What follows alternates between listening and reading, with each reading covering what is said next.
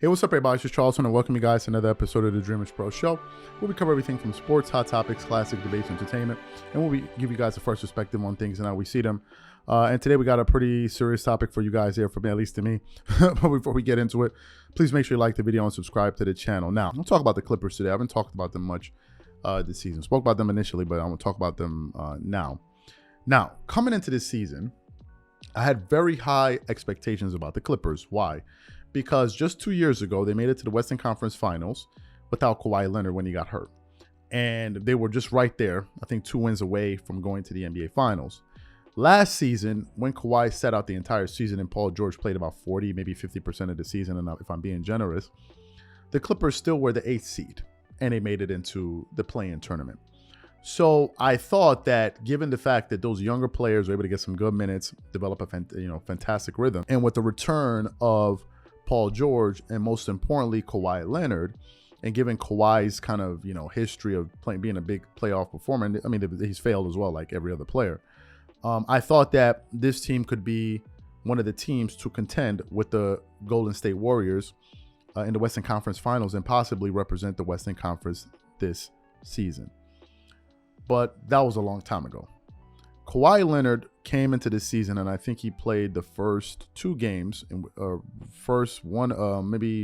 2 out of the first 4 games, if I'm not mistaken, and he came off the bench. Since that point, Kawhi Leonard has been missing.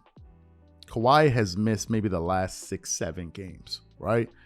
And it has just really dampened my mood on this team. Now, yesterday, the Clippers played a game against the Dallas Mavericks that they lost, a very close one on I think it was in a back-to-back after beating the Houston Rockets. And at the end of the game, Ty Lue was asked a very pertinent question by one of the people in the media. And we're actually getting this information from fadeawayworld.net. So I just want to read quickly what he said here.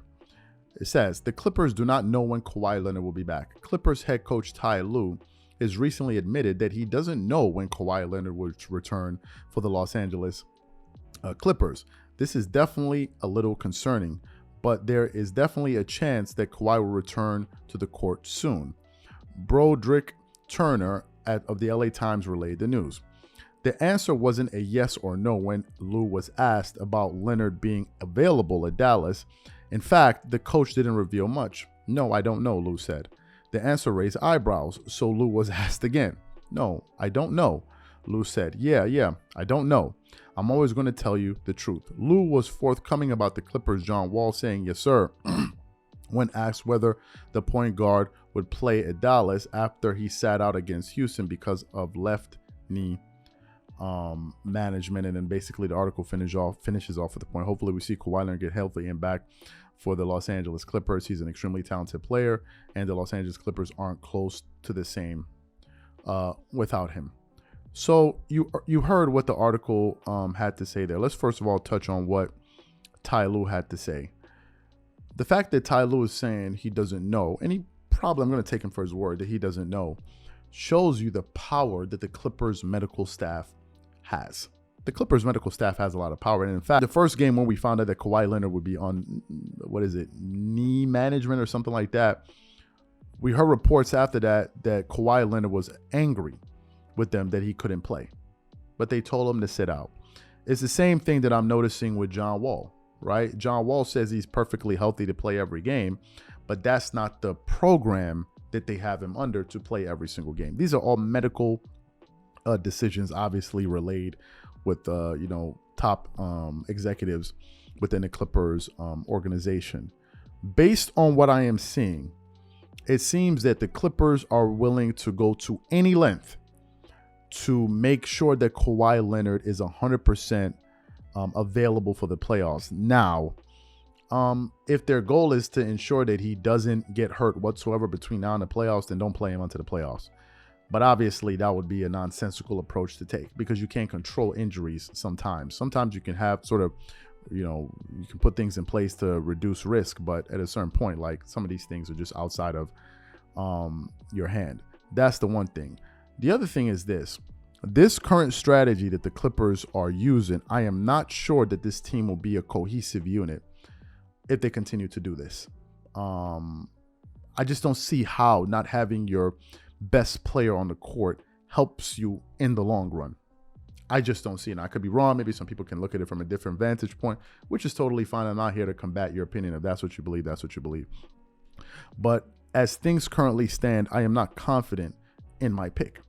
Now, currently, if we look at the NBA standings, still early, but in the Western Conference, the Clippers are the 9th seed. They have an 8-7 record. They're just above 500, and they won 6 out of the last 10, which is 40% of their 60% of their games.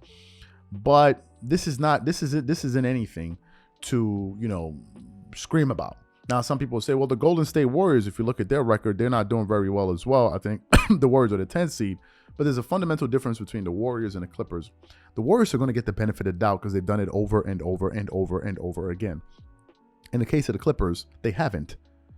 As a team, we're not talking about Kawhi Leonard individually, but as a team, they haven't. So they're not going to get that benefit of the doubt, nor should they. So I understand that. Another thing worth discussing is Paul George.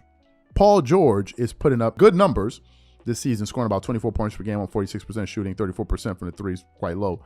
But he's still shooting 85% from the free throw line, getting 6 rebounds, 4.6 assists, 1.6 steals a game. So Paul George is putting up good numbers, but it is quite clear to me that even with the healthy Paul George, this is a middle-of-the-pack team in the Western Conference, and the premium that Kawhi Leonard gives them makes them a championship contender, and that is the reason why this entire thing is absolutely frustrating, because you know what the potential of this team could be when Kawhi is there, and the fact that every single game you go out there and you see him not playing and you see him sitting on the bench, I think it's better that he didn't even sit on the bench, because I believe it creates even more conversation where people are like, well, why can't he play when you see him, right? And I just think that there's a real chance that this team will disappoint this season. Now, this is beyond Kawhi.